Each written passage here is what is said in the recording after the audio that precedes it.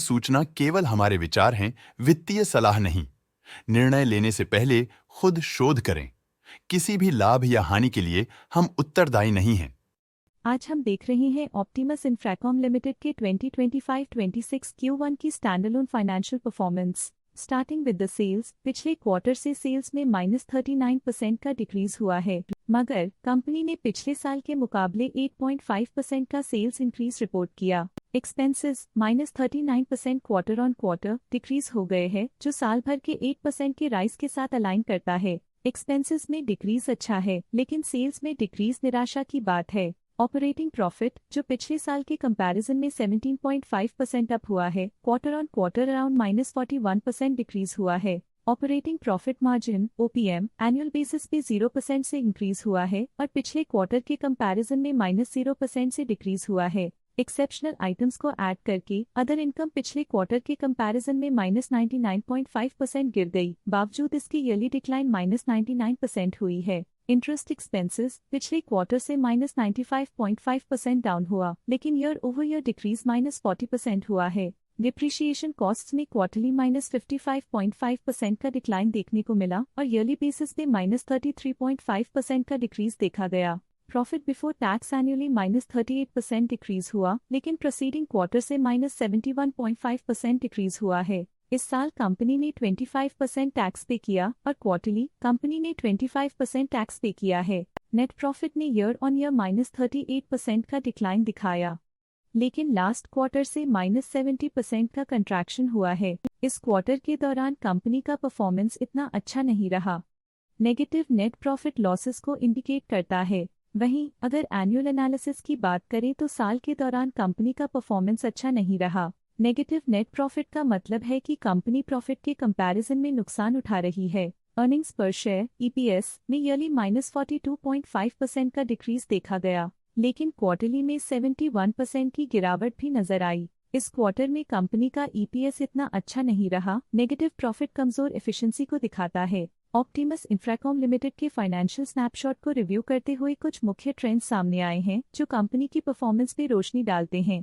जून 2022 से जून 2025 तक Optimus Infracom limited की फाइनेंशियल जर्नी में सबसे पहले बात करते हैं सेल्स की। इस साल -3.5% की कमी के बावजूद पिछले 4 सालों में सेल्स में 14.5% की वृद्धि हुई है। इस साल सेल्स में गिरावट आई है, लेकिन पिछले 2 साल में अच्छी ग्रोथ हुई थी, जो एक अस्थायी रुकावट को दर्शाता है। अब बात करते हैं एक्सपेंसेस की। इस साल एक्सपेंसेस -5.5% घाट गए हैं, लेकिन 4 सालों में 8% का इजाफा हुआ है। इस साल सेल्स और एक्सपेंसेस एक साथ बढ़ रहे हैं, जो बैलेंस्ड ऑपरेशनल अप्रोच को दर्शाता है। ऑपरेटिंग प्रॉफिट का सफर स्टेडली ऊपर चढ़ रहा है। इस साल 108.5% की बढ़ोतरी के साथ और पिछले 4 सालों में लगभग 3 गुना का नोटिसेबल राइज हुआ है। पिछले 3 साल से ऑपरेटिंग प्रॉफिट लगातार बढ़ रहा है, जो कॉस्ट मैनेजमेंट और ऑपरेशनल कुशलता को दर्शाता है। कठिन दौर से गुजरते हुए नेट प्रॉफिट में इस साल -19% की गिरावट आई है, जो पिछले 4 सालों में -15.5% की गिरावट के साथ चुनौती पेश करता है।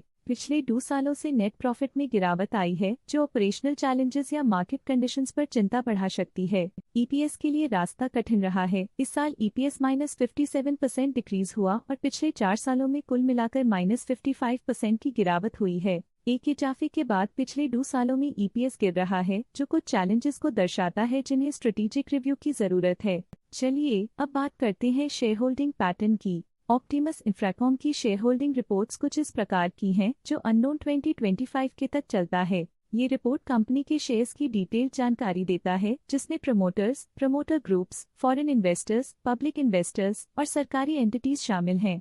पब्लिक हेल्थ शेयर्स का परसेंटेज 2025 के में 23.5% से 2025 के में 23.11% तक डिक्रीज हो गया। इस डिक्रीज से साफ है कि इस टाइम पीरियड में कंपनी में पब्लिक का हिस्सा डिक्रीज हुआ है। जब कंपनी के शेयर्स का अधिकतम हिस्सा प्रमोटर्स, FII, DII या गवर्नमेंट के पास होता है, तब ये माना जाता है कि कंपनी मजबूत हाथों में है, जो स्थिरता और मजबूत समर्थन को दर्शाता है और इस मार्केट की स्थिरता बनी रहती है। DII, डोमेस्टिक इंस्टीट्यूशनल इन्वेस्टर्स, ने अपना शेयर होल्डिंग 2025 में 1.4% से 2025 में 1.49% तक इंक्रीज किया। ये बताता है कि डोमेस्टिक इंस्टीट्यूशंस ने कंपनी में अपना इंटरेस्ट 0.09% तक इंक्रीज किया है। FII फॉरेन इंस्टीट्यूशनल इन्वेस्टर्स ने अपना शेयर होल्डिंग 2025 में 1.41% से 2025 में 1.71% तक इंक्रीज किया। ये बताता है कि फॉरेन इंस्टीट्यूशंस ने कंपनी में अपना इंटरेस्ट 0.3% तक इंक्रीज किया है।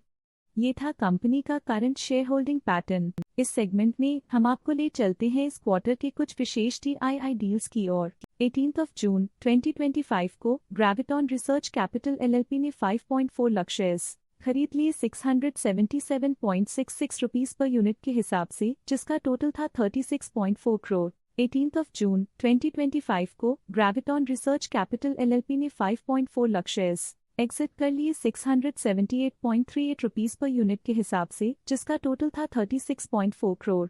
तो ये थी इस क्वार्टर की कुछ सर्वाधिक चर्चित DII डील्स, जो दिखाती है बाजार के नए रुझान। आज के लिए फाइनेंशियल सेक्टर में इतना ही। देखने के लिए धन्यवाद। स्टॉक लेटेस्ट न्यूज अपडेट के लिए चैनल को सब्सक्राइब करें और वीडियो को लाइक एंड शेयर करें।